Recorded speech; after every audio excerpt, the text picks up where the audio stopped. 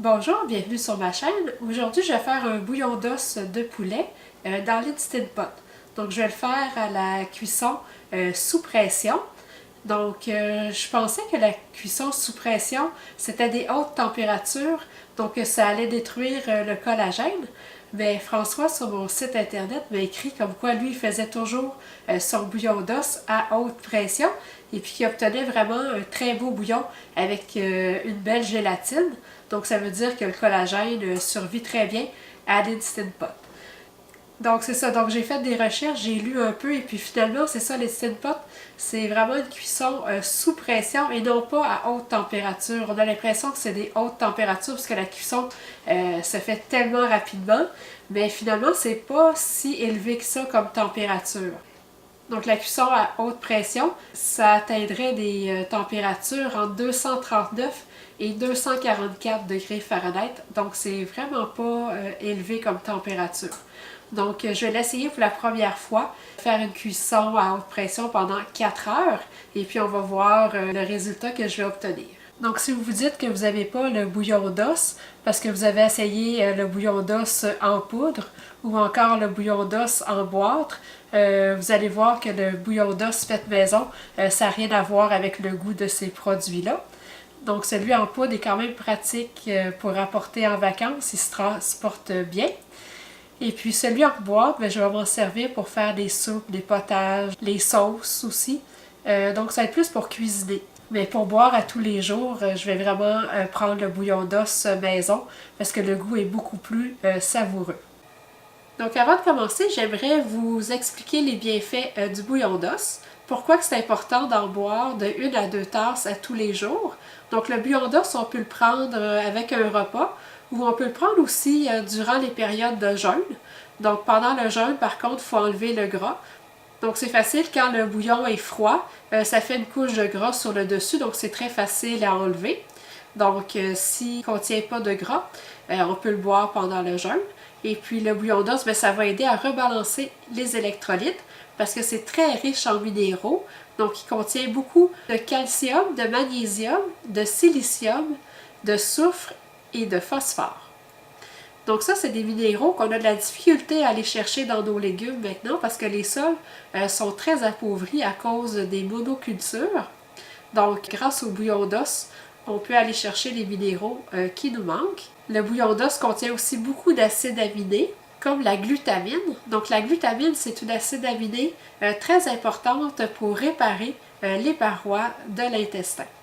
Parce qu'avec notre ancien mode de vie, on a créé beaucoup d'inflammation au niveau des parois de notre intestin, ce qui a créé des trous un peu plus gros, parce que l'intestin est fait de plein de petits trous qui permettent l'absorption des nutriments. Mais à force de l'irriter avec l'inflammation, les trous vont devenir plus gros et puis ça va laisser passer des particules de nourriture mal digérées. Et puis ça va déclencher des réactions inflammatoires. Et puis c'est souvent comme ça que les maladies auto-immunes vont commencer. C'est vraiment important de réparer les parois de l'intestin. Et puis dans le bouillon d'os, il y a beaucoup d'ingrédients anti-inflammatoires qui vont permettre la guérison justement de l'intestin. Il va contenir aussi beaucoup de glucosamine, donc le bouillon d'os va contribuer aussi à la santé de nos tendons et de nos articulations. Donc si vous faites beaucoup de sport, que vous faites du jogging, c'est vraiment important de prendre le bouillon d'os pour la santé de vos articulations. Et puis le bouillon d'os contient aussi de la gélatine, donc c'est une forme de collagène naturel qui va aider à avoir une peau plus en santé. Donc on va avoir une peau plus jeune et puis ça va aider aussi à la santé des cheveux, des ongles. Donc le bouillon d'os va aider le foie à mieux fonctionner, donc il aide le foie aussi à se détoxifier. C'est très bon aussi pour la santé du cœur, pour les reins.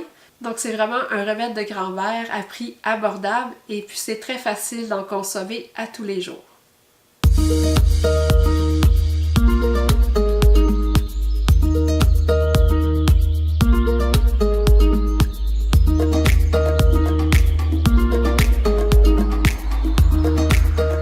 Donc pour faire le bouillon, on a besoin d'une carcasse de poulet.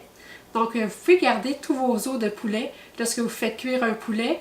vous le désossez puis vous gardez tous les os que vous mettez au congélateur. Comme ça, quand vous êtes prête à faire votre bouillon, vous allez avoir les os nécessaires. Ou on peut acheter des carcasses. Vous allez en trouver à la boisson. Moi, je le prends au volaille d'Angèle. Vous allez sûrement en trouver aussi chez Taux ou chez Avril. Donc, c'est important de choisir une carcasse de poulet de bonne qualité, donc sans hormones et puis sans antibiotiques autant que possible. Et puis, pour obtenir un bouillon très savoureux, c'est important de faire griller les os avant. Donc, si vous avez utilisé des os de poulet, d'un poulet que vous avez fait cuire, vous n'avez pas besoin de faire cette étape-là. Mais si les os sont crus, comme ici c'est une carcasse de poulet cru, je vais la faire cuire 1 heure à 350 degrés Fahrenheit. Comme ça permet d'obtenir un bouillon plus foncé et plus savoureux. Donc je vais mettre ma carcasse de poulet bien grillée dans l'Instant Pot. Voilà.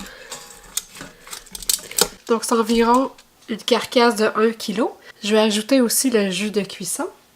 Je vais recouvrir la carcasse d'eau. Donc là, je vais ajouter 2 cuillères à soupe de vinaigre de cidre de pomme. Donc le vinaigre de cidre de pomme, c'est ça qui va aider à aller chercher tous les minéraux qui se trouvent dans les os. Donc je vais laisser reposer ça, puis pendant que ça repose, je vais préparer l'oignon, les carottes, les branches de céleri, puis les fines herbes. Donc là, mes légumes sont prêts, donc je vais ajouter du céleri. Et puis on peut même ajouter les feuilles de céleri aussi. Donc ça, vous y allez au goût, vous mettez ce que vous voulez. C'est juste pour donner un peu de saveur au bouillon. Donc je vais mettre aussi des carottes. Et puis un oignon coupé en 4. Et puis je vais ajouter une branche de romarin. Et puis quelques branches de thym. Les fines herbes, vous les conservez au congélateur. Donc, si vous en achetez à l'épicerie, puis que vous en avez de trop, vous les mettez au congélateur, ça se conserve super bien. Et puis moi, ben, c'est ceux que j'ai récoltés de mon jardin cet été. Donc, j'en ai toujours au congélateur. Comme ça, quand j'en ai besoin, ben, j'en ai toujours sous la main. Je vais ajouter du sel et puis du poivre. Pour la cuisson à haute pression, je vais appuyer sur manuel et puis je vais mettre le temps. Donc, je vais mettre 240 minutes. Ce qui est l'équivalent de 4 heures. Donc, le 4 heures est passé. J'ai laissé reposer 30 minutes avant d'ouvrir la valve de ventilation. Donc, j'ai fait dans le fond un natural release de 30 minutes. Et puis ensuite, là, j'ai vraiment relâché la pression. Donc là, je peux l'ouvrir. Donc là, il va rester à filtrer le bouillon. Donc, avec des pinces, je vais enlever les gros morceaux. Je vais les mettre dans le tamis. Donc là, je vais utiliser une louche pour vraiment bien filtrer le bouillon. Donc quand on enlève assez et que c'est moins lourd, on peut prendre le chaudron et le verser directement dans la passoire. Donc c'est pas plus long que ça. On obtient vraiment le bouillon vraiment une belle couleur. Donc là, je vais laisser refroidir le beau bouillon d'os. Et puis quand il va être assez froid, je vais pouvoir le mettre dans des pots maçons pour pouvoir le mettre au congélateur. Donc là, le bouillon a bien refroidi, donc c'est le temps de le mettre en pot. Le gras, ça ramasse tout sur le dessus, mais je ne vais pas le dégraisser. Je vais le dégraisser seulement au moment que je vais m'en servir parce que c'est très facile à enlever le gras.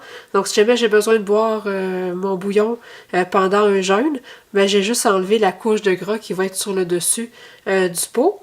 Et puis si jamais je le prends avec un repas, ben, je vais pouvoir laisser le gras.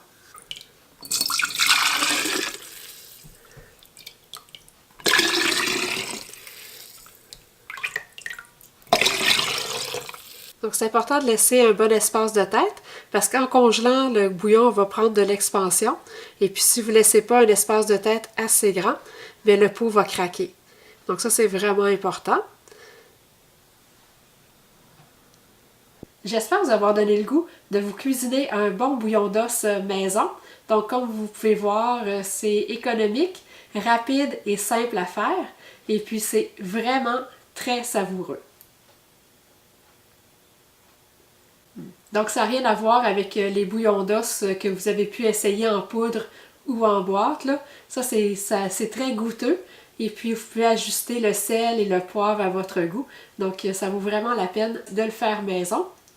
Donc, n'oubliez pas de vous abonner à ma chaîne pour ne manquer aucune nouvelle vidéo. Et puis, on se revoit bientôt. Merci!